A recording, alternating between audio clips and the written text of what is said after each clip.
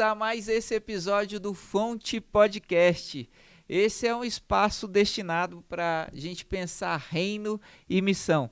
A gente acredita que chegou a hora de fazer as coisas de um jeito novo, de uma forma diferente. Mas, por favor, como eu tenho sempre dito, não que nós estejamos criticando a forma que nos trouxe até aqui, afinal nós somos tributários, devedores dela.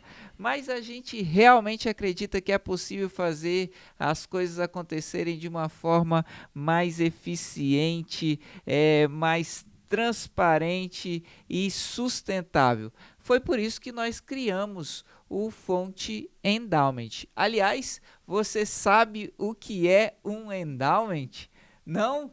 Então fica com a gente até o final desse episódio que com certeza você vai curtir o papo e vai aprender um pouco mais sobre essa ferramenta, sobre essa tecnologia jurídica e financeira que o reino tem à sua disposição. Hoje eu estou aqui com o Sávio, um grande amigo que Deus me deu, um cara muito querido, como vocês vão perceber já já através do nosso papo. E o Sávio é um dos doadores do Fonte. Aliás, Sávio, eu não sei se você sabe disso, cara, mas você é o maior doador individual do Fonte, fora da sua diretoria. Caramba, muito obrigado por isso já, em nome do Fonte. Obrigado por acreditar na gente, obrigado por estar junto conosco, viu? Ô, pastor, muito obrigado pelo convite. Uma honra, um prazer estar aqui contigo para falarmos desse assunto que, para mim, é de grande importância e eu acredito que as pessoas que vão estar nos escutando hoje aqui vão ter a noção da nossa responsabilidade, do que nós podemos fazer pelo reino através do endowment. Muito bem, Sávio. Meu amigo, Sávio por Sávio, quem é você? Conta um pouquinho pro pessoal aí sobre você, sua família, enfim. Muito bem, pastor. Sávio, eu sou filho de uma família de um taxista e uma mãe dona de casa. Minha mãe já falecida, nós somos 4 irmãos. Mas eu gosto de puxar minha história lá do começo para eu ter essa responsabilidade com Deus. Aham. A minha mãe já tinha tido 3 filhos, eu sou o último dos 4 filhos. Ó. E minha mãe tinha feito uma ligadura das trompas, ou seja, já para não ter mais filhos, porque já tinha tido 3 cesáreas. Mas, por desejo de Deus, ela engravidou novamente. E o médico dizia que era impossível aquela gravidez.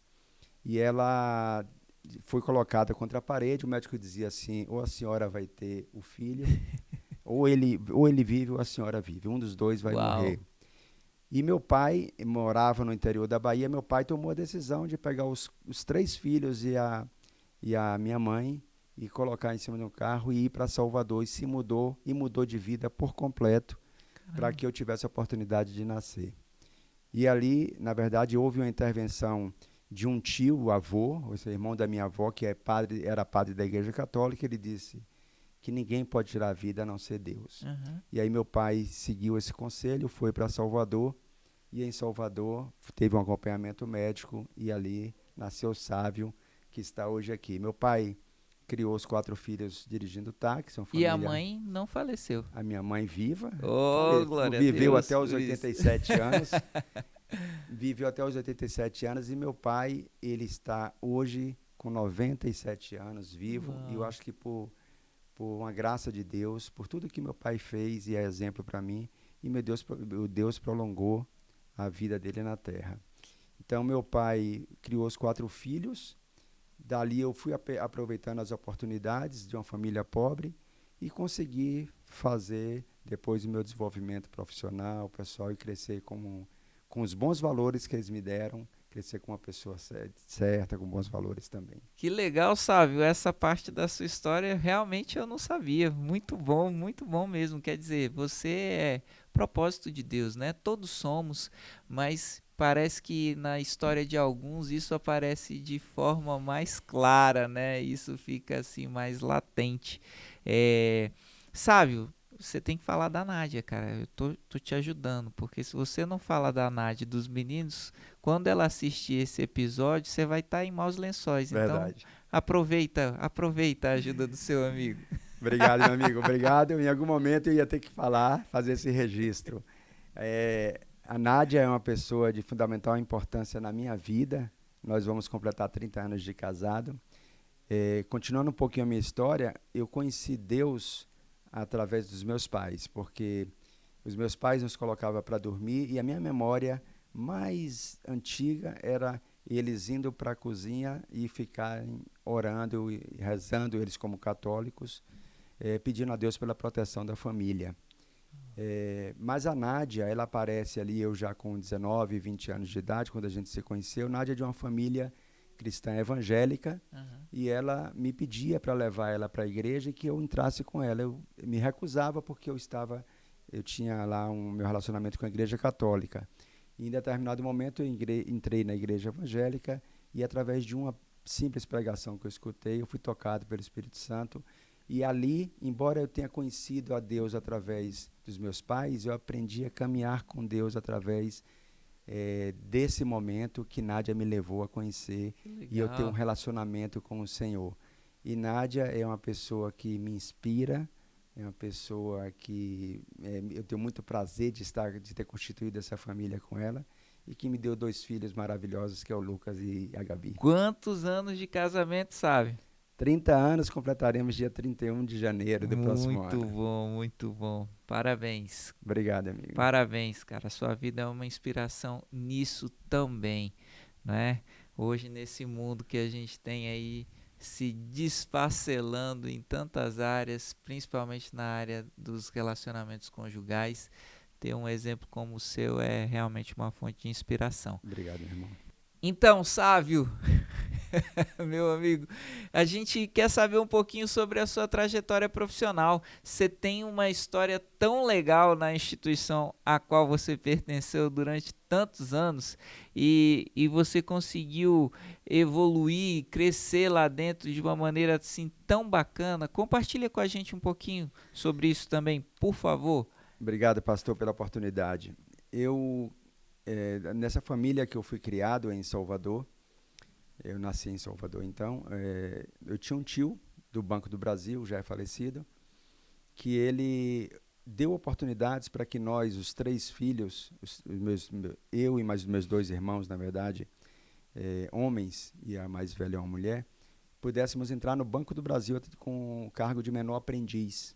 Nós nos enquadrávamos por ser de escola pública e ter uma renda baixa, e ele criou oportunidades para que a gente entrasse lá. Quantos anos isso, Sávio? Isso eu tinha entre 14 e 15 anos de idade. Caramba. Então eu entrei no Banco do Brasil nesse momento, os meus outros irmãos entraram também, depois saíram, mas eu tive a felicidade de, durante esse período de menor aprendiz, ter um concurso e eu fazer o concurso e depois me tornar um funcionário de carreira do banco. Uau. E ali eu segui por 34 anos, depois dessa época de menor aprendiz. Eu trabalhei mais 34 anos no Banco do Brasil, foi quando eu me aposentei em 2020. Caramba! O Banco do Brasil, ele foi, na verdade, um grande formador, ajudou os meus pais a me formarem, porque ali eu aprendi sobre hierarquia, sobre responsabilidade, e que me ajudou a formar o caráter, né? Então, nesse período ali, eu segui dentro dessa instituição uma área que me levava para a administração, e assim foi feito. Depois eu fui administrador por 25 anos, gerenciei algumas unidades no país, em Salvador, em Belém, em Fortaleza, em Recife, inclusive no exterior, que era um sonho meu. Tive a oportunidade de ficar 6 anos e meio na Bolívia, que foi uma oportunidade muito grande na minha vida, que me ajudou também com a educação dos meus filhos, que hoje falam 2 idiomas mais, né? Além do português, o espanhol e o inglês. E me deram também uma bagagem a mais na parte de administração, que me deu a possibilidade de, estando lá fora, me relacionar com governos, com diplomatas de diversos países que estavam legal, lá. Sávio. E isso me ajudou muito nessa bagagem, nesse crescimento profissional. Cara, muito legal essa oportunidade que Deus te deu, né? E essa escola também, que foi o Banco do Brasil, né?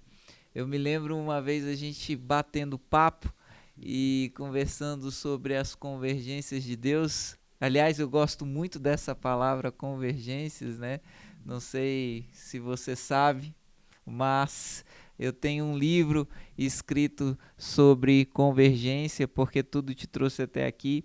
E um dia a gente sentou perto e a gente começou a falar sobre esses momentos em que Deus coloca a gente em um ponto de onde ou a gente vai ou a gente retrocede e fica com a sensação de que falhou, fica com a sensação de que deveria ter entregado, feito alguma coisa porque sentiu um desafio de Deus. E eu queria que você contasse essa história pra gente aqui também, cara. Muito bem, meu amigo. É um prazer sempre rememorar esse momento, essa experiência com Deus. Vou tentar ser breve, porque ela é uma história que tem alguns capítulos aí importantes, mas eu vou tentar resumir.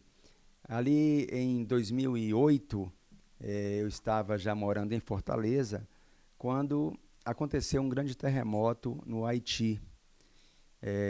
Eu já evangélico que era naquela oportunidade, eu buscava sempre estar me relacionando e buscando ao Senhor com mais frequência. E em uma determinada noite eu senti um incômodo do Senhor muito grande em sonhos, que me pedia que eu fizesse algo pelo Haiti. E eu vou dizer, meu Deus, quem sou eu para fazer algo pelo Haiti dentro de uma catástrofe como essa? E eu procurei saber o que mais eles tinham necessidade naquele momento. E o que eu soube que eles mais precisavam era de água potável, porque não existia água potável naquele momento, estava aumentando muito o número de doenças lá contagiosas por conta dessa falta de água. Então eu tomei a decisão de procurar um empresário do ramo de água mineral e pedir para ele, eu falo, você me doaria água para eu mandar para o Haiti? E ele me disse, Sávio, se você conseguir mandar, eu te dou 2 caminhões de água.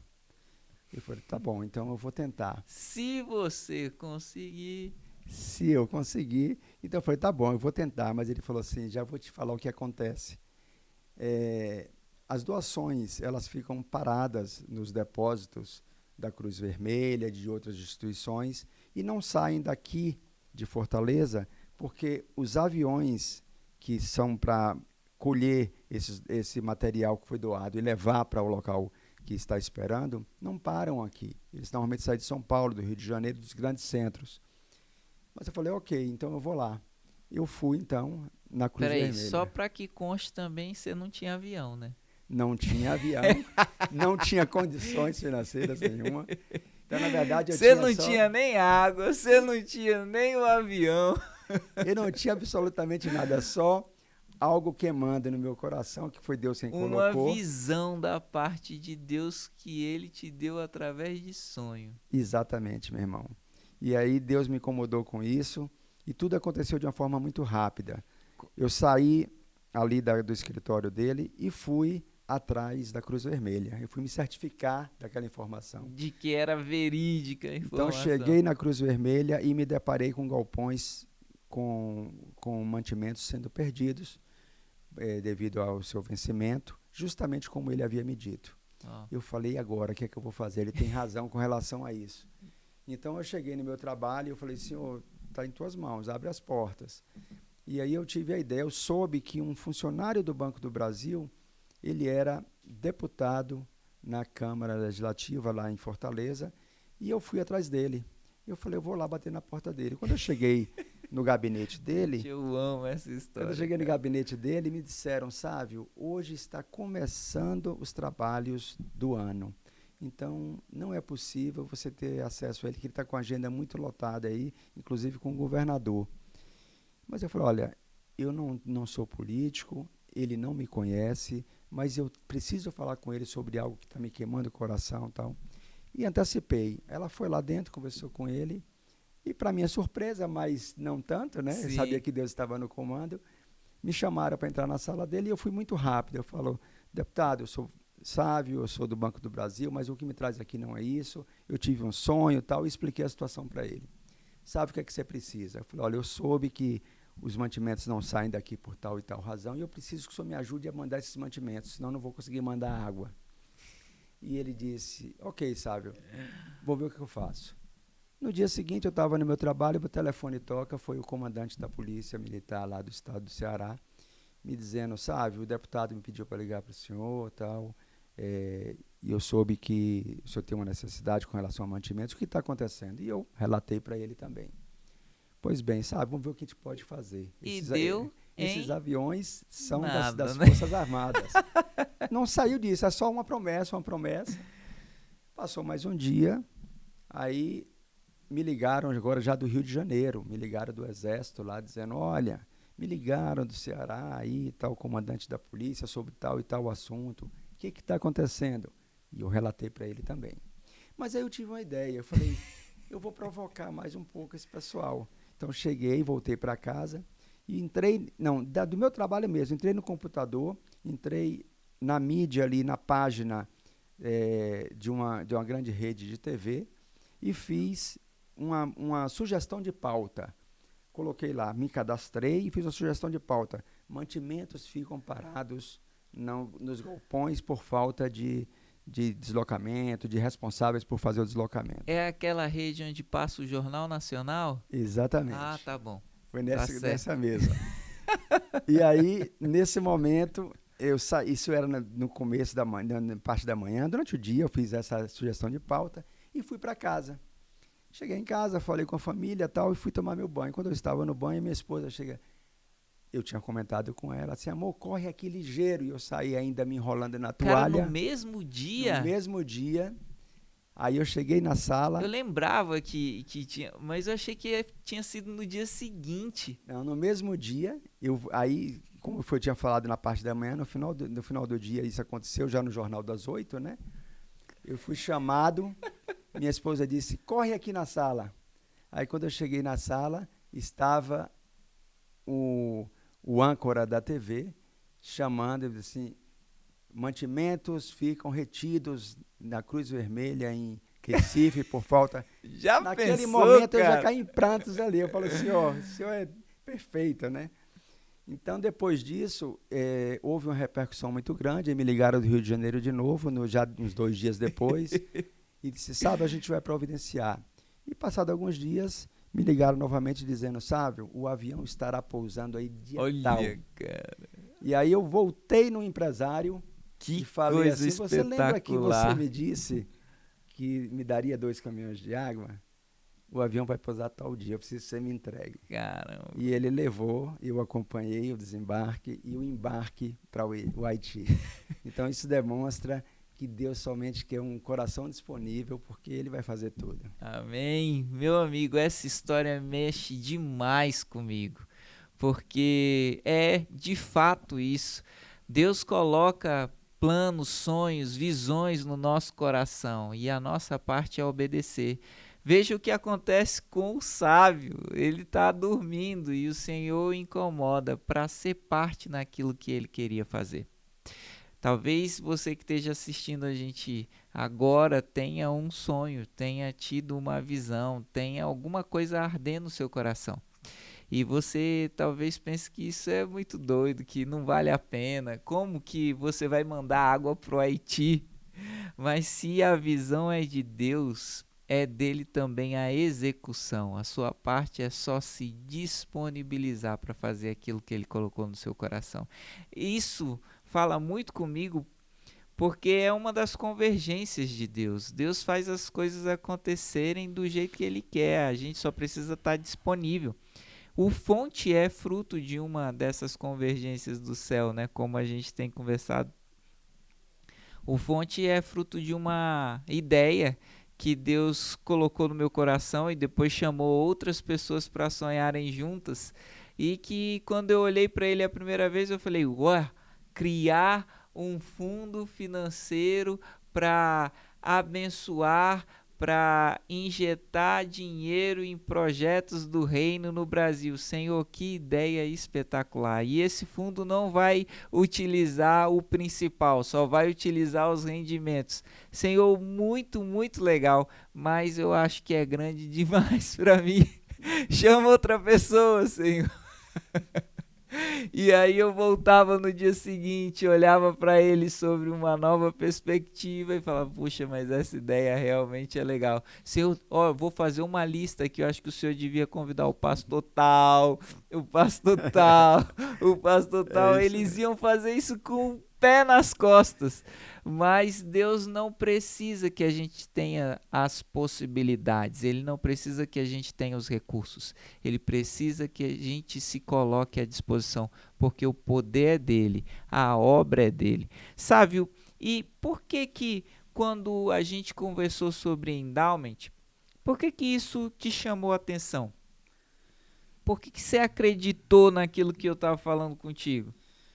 Pastor, eu tenho comigo algo sobre a minha responsabilidade enquanto um ser aqui na Terra, né? Em determinado momento da minha vida, eu tive acesso a uma estatística que talvez eu não vá precisar ela com tanta detalhe aqui agora, mas que me incomodou muito. Na época dizia algo assim, que se você tiver comida na geladeira, se você tiver uma casa própria, saúde, dinheiro na carteira, uma formação, e foi relacionando alguns pontos ali. Você faz parte de menos do que 10% da população mundial. Uhum, Eu me enquadrava em todos os itens. E uhum, aquilo me deu uma responsabilidade, um senso de responsabilidade muito grande. uhum. Hoje esses dados são mais ou menos ainda assim, eu estava pesquisando esses dias, que 44% da população mundial vive com menos de $6, é 5,5 dólares por mês. Isso é um dado assustador, porque isso dá Sim. menos de um salário mínimo nosso, Uhum, que é de R$ 1.000 e poucos. Então, assim, isso só aumenta a nossa responsabilidade. E com realmente eu me certeza. sinto responsável, porque na palavra diz, a gente vê lá na parábola dos talentos, que fala que em muito é dado, muito será cobrado. Uhum. Então, eu quero muito chegar na frente do Senhor e Ele me dizer, servo fiel. Então, isso me emociona, porque eu sinto a responsabilidade disso. Sim, E mesmo. eu quero contribuir com o reino de alguma maneira. Sim. Então, eu já fui, em algum momento, eu falhei no meu dízimo, e eu Uhum. peço perdão ao Senhor por isso, mas depois retornei, porque Deus colocou um pastor em uma pregação para falar sobre isso novamente. Eu falei, tá bom, Senhor, eu já entendi, e eu voltei novamente.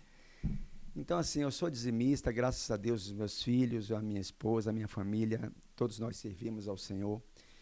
E aí, quando o senhor me falou, pastor, ali do Fonte Endowment, que era um sonho ainda lá no começo, né? Sim. E eu participei aí dessa seu sonho e da implementação. Aquilo me encantou, porque, na verdade, a possibilidade de fazermos uma doação que ela pode se perpetuar ao longo dos anos, ainda no momento que a gente subir aos céus, a gente não estiver mais aqui, aquilo ainda vai continuar gerando frutos. Sim. Olha que benção. Uma coisa é eu pegar, dar um recurso para alguém agora para suprir uma necessidade, que é importante isso, Sim, com certeza. mas muito mais do que isso. O endowment ele nos possibilita fazermos doações que será para as futuras gerações. Sim. Isso é maravilhoso. Então, a partir dessa responsabilidade que eu tenho, a partir de versículos ali que estão. Isso não é invenção da minha cabeça, não é invenção da cabeça do pastor Evandro. Isso está na Bíblia. Nós temos uma responsabilidade. Deus é o Criador de todas as coisas, a Ele pertence tudo. Nós somos apenas mordomos É isso e aí. estamos aqui de passagem, né? Então, eu quero administrar bem os recursos que Deus colocou em minhas mãos. Então, eu sou dizimista e eu gosto de ofertar, eu não tenho apego nenhum a bem material ou a dinheiro. Uhum. E quando eu vi a questão do Fonte Endowment, me encantou justamente por isso. E na primeira oportunidade que eu tive, na venda de um apartamento, eu falei, vou destinar uma parte desse recurso para o Fonte Endowment. Sim. E foi aí, eu não sabia que eu era o maior, nossa família, né? Nós somos os maiores doadores aí, enquanto pessoas físicas.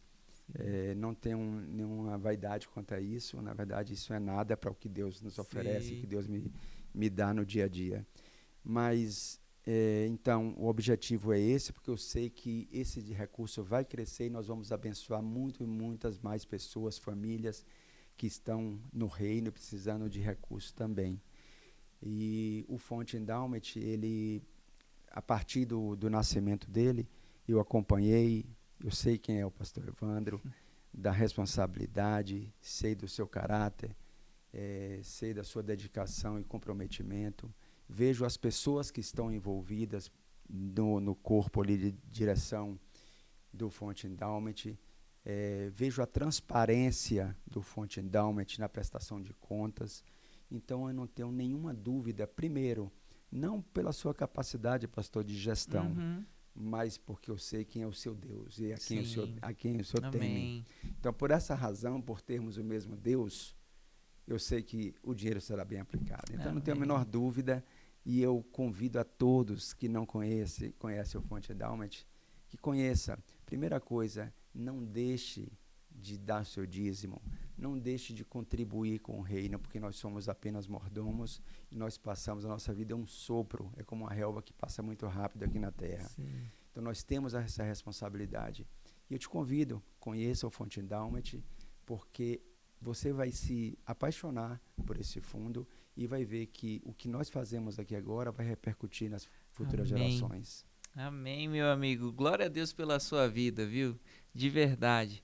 É um prazer para mim, um presente ter você como amigo, caminhar mais perto. Você tem abençoado não só o Fonte, mas também a minha vida. Obrigado por ser fonte com a gente, né? E fica o convite.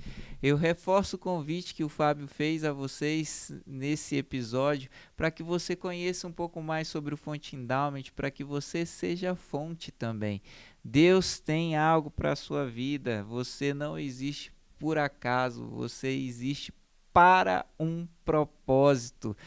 Desde o nascimento o Senhor te chamou, te escolheu e Ele te dá ferramentas para você cumprir a vontade dele aqui na terra. Vem ser fonte com a gente.